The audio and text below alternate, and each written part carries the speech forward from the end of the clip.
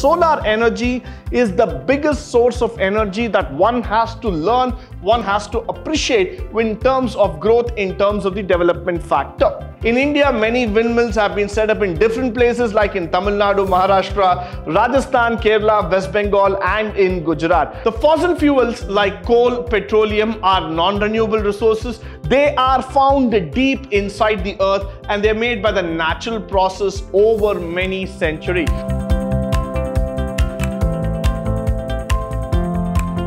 Good morning and welcome to the first session in Chapter 1, Unit 2, second semester, Sustainable Development in B.C.A, where we are going to talk about resource taxonomy, renewable and non-renewable resources.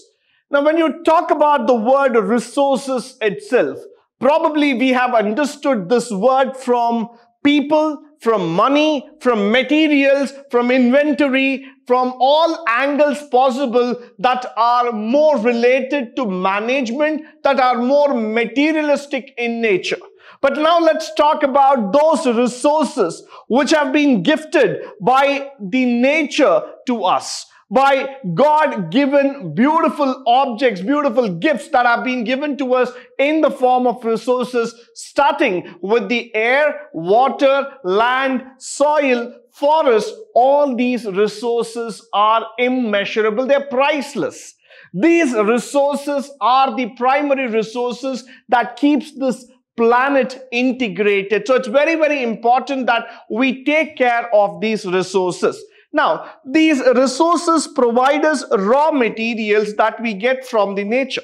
They are typically naturally occurring materials. They are useful to us in many ways when we keep developing new ways to use them, to technically convert them into finished products. And the classification of these resources is what we are going to delve in detail.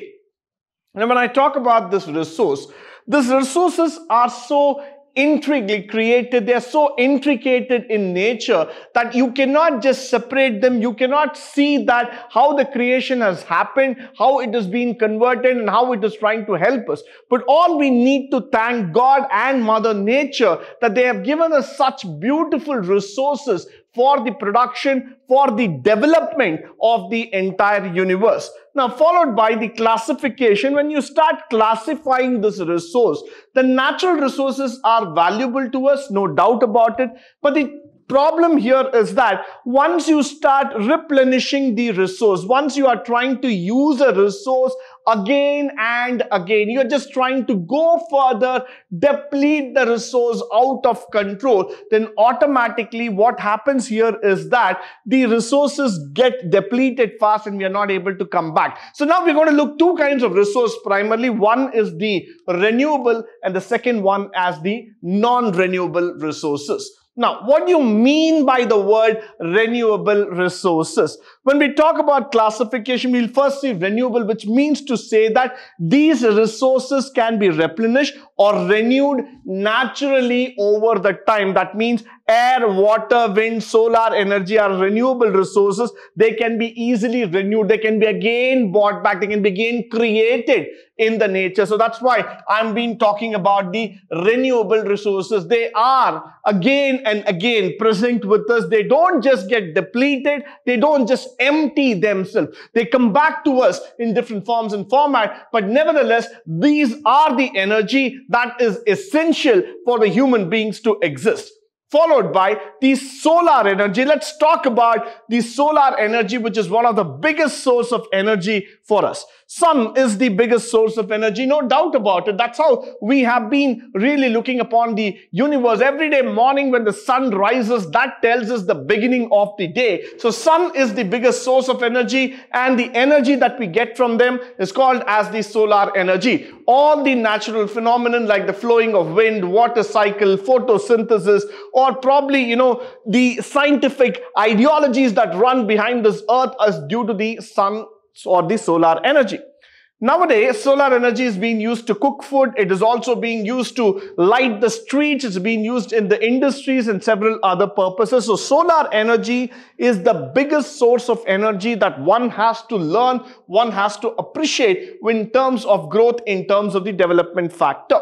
Now, what we are trying to do is that we are trying to harness the solar energy to the maximum extent possible so that we can convert this energy for a lot of meaningful purposes, not only for the light electrification that we are trying to talk about, but we are also trying to talk about the hybrid cell fuels and other kind of technology which can be looked into it, which can be developed to a very great extent as far as possible.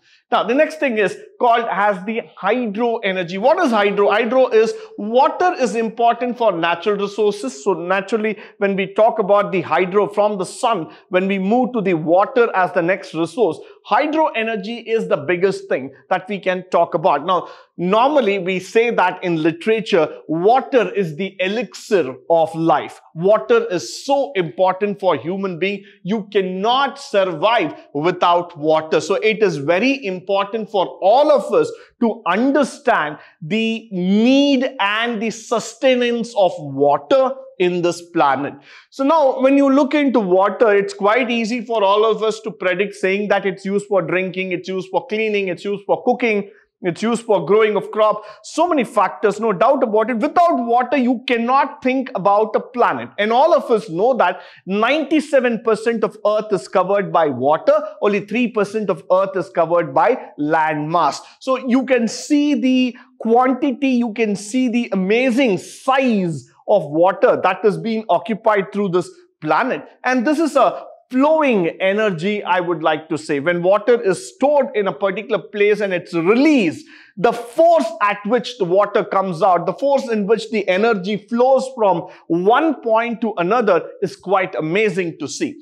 The simple method that is used in this hydro energy is to convert it into electrical energy. The force at which the water goes and hits the turbine and the water starts flowing in, that is the turbine starts rotating, that is used to convert the hydro energy into electrical impulses or to the energy altogether. So this is one thing which is very, very important for us. But the challenge what I look in India, specifically when we are talking about the sustainable development in economics, is that not every place in India is blessed with water. So we have water scarcity at every point of time. So at one point, you need to understand and appreciate this factor that how are we going to use it?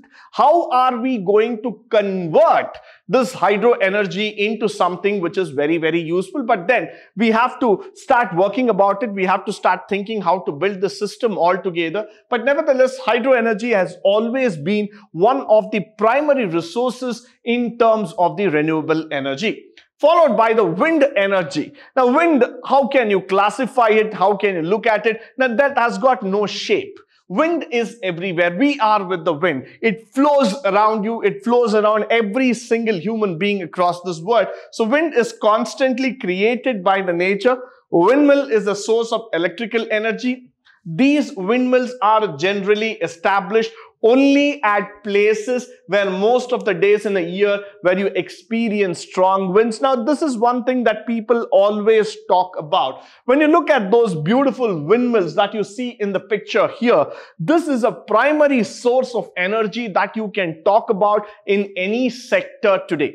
Now, what happens here is that the energy in this wind is used for grinding the grain, then it's used for pumping of water, it is used to produce electricity. In India, many windmills have been set up in different places like in Tamil Nadu, Maharashtra, Rajasthan, Kerala, West Bengal and in Gujarat. Now, we have understood over a period of time that windmill energy can be one of the most important renewable source of energy that can be used for varied purposes and that can also produce excellent output at a very, very minimal cost. So that's why we are now stressing upon developing of wind energy. So and you would have seen companies like Suzlon, which is trying to invest a lot of money in terms of wind energy, and they believe that wind energy can be a source of generating electricity, can be a source of generating potential energy, and this could also help the government save millions of rupees.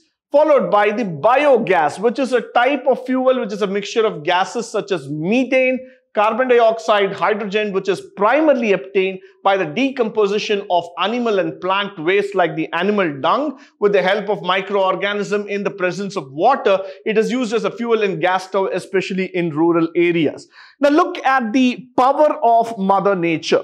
We all believe that what can we do with the soil, with the earth, or with the animal waste, or with the plants that are around us. But we never know that we have got innumerable capacity in terms of converting it into potential energy that can be used for storage and for development. Now, for an example, when you talk about the biogas, the rural sector, which is 70% of India's population, which stays in the rural part of India, they are trying to make use of this biogas as their primary cooking gas. Now, that is a very, very good process. Why? Because you are not going to spend huge amount of money. Plus, you don't have to depend on a non-renewable resource. This is a renewable resource. And they are just recycling the animal waste into something productive. So what I would like to bring in here, the emphasis which I would like to talk upon is conversion of waste to something called as wanted. So waste to wanted. Look at the phenomenon altogether. When you talk about this word itself, waste to wanted, something that has been thought as waste that cannot be used further is now converted to something that is wanted, that is needed by every single household. So that's why I would say that biogas has got a huge potential in Indian market. Followed by wood, the most ancient and traditional source of energy. It has got a mixture of various carbohydrate compounds. And of course, we all know that wood is used for cooking of food, and wood is used for several other purposes, even for boiling of water. And probably the biggest factor that wood is something that is available across every single area, especially in the rural and in the forestry. But then what is the challenge which I see in the wood is that moment you start cutting those trees, we forget to plant them back. So what happens in India is that over a period of time, you see barren lands everywhere. You have depleted the forest, you have completely ignored yourself in terms of creation, and all of a sudden you go back and look into those forests, you see barren wooden logs fallen down here and there. Now, those barren wooden logs are being used by the people in the rural segment for many purposes. But the problem with this wooden system, the wood, is that it starts generating a huge amount of smoke, which leads into air pollution. So I would always say that wood, though being an effective, a cheaper form of renewable energy, but nevertheless, this is going to be harmful for the human health. So over a period of time, we have to stop cutting off trees and we have to adopt ourselves to the biogas methodology altogether, which will also help us to conserve the nature and also conserve the human health altogether. Followed by the hydrogen. Now, we know this as our symbol of hydrogen in the chemistry lab. Now, we have seen that most of the time. But then, hydrogen is a very good source of energy because it does not create pollution and produce maximum energy on burning. Now, look at the fantastic property of hydrogen. Though this is a chemical substance altogether, not much known other than looking at it on the periodic table. But today, you need to learn about hydrogen and the potential factors, because this is actually going to help you to produce maximum energy with a zero pollution or a minimum pollution altogether. Now, hydrogen has the potential to be the answer to all our energy fuel troubles. Technology is currently being developed to fully utilize the hydrogen efficiency. So one side, when we are talking about the fuel efficiency, the other side, we are also talking about technology-driven era altogether. So what has hydrogen got to do is that it has got to build in a system which will create minimum pollution and maximum productivity. So that's where, again, I like to bring in this word. Now, we want to reduce one P called as pollution and increase the other P called as productivity. So let's talk about it. Let's understand this chapter and the concept very clearly. Reduce pollution, increase productivity. How can you do it? You need to switch yourself towards hydrogen, and technology can make it happen, can bring into the society, can bring into the system a much more qualified way of production that can help us to live better life altogether.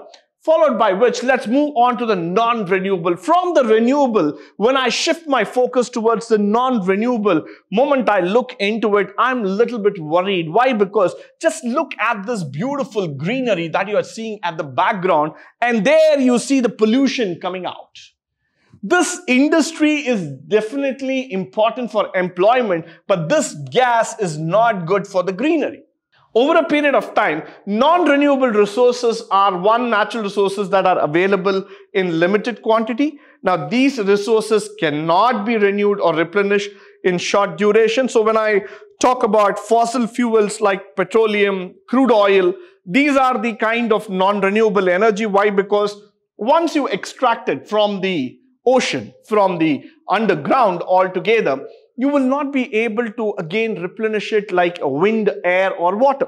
It takes a long duration it is quite expensive. The other thing which I would also like to say is that the effort and cost that goes in terms of extracting this resources is also very, very expensive. So we have to be very, very careful when we talk about the usage of non-renewable resources. Fossil fuel. The fossil fuels like coal, petroleum are non-renewable resources. They are found deep inside the earth and they're made by the natural process over many centuries. So now a fossil fuel, as I was trying to talk about the petroleum, or when we talk about diesel, crude oil and all those factors, these are those fuels which are found deep under the earth, thousands of feet down, and they are being created by Mother Nature. But the biggest part of the story is that they are limited in nature. They're not found unlimited. And the fossil fuels are something which are found only in particular geographical areas, not in every place. So whenever we talk about petroleum, natural gas, LPG and all those kind of factors, these are all limited factors that we are talking about. So we need to be extra cautious in terms of extracting these resources, putting them to use and seeing that is being judicially used for a useful purpose. Followed by the fossil fuel, the most important thing, coal, which I would like to call it as the black diamond, which is also a very, very important factor altogether. The coal is the primary source for creating power, electricity. And we all know that in India, currently we have been facing a lot of shortage in coal, because of which the production of electricity has also been affected. Now, we have been importing coal at a greater price from many other countries, thanks to the geopolitical situation that has been existing between Russia and Ukraine, which has also led to one of the conflicts here in terms of our production. But nevertheless, coming back to the subject, we need to understand that coal is one of the richest fossil fuel that we can talk about, and we need to be very, very careful as we keep on extracting this coal. Probably sometime down the year, we might be left out without any coal energy at all. Followed by natural gases like CNG, the compressed natural gas.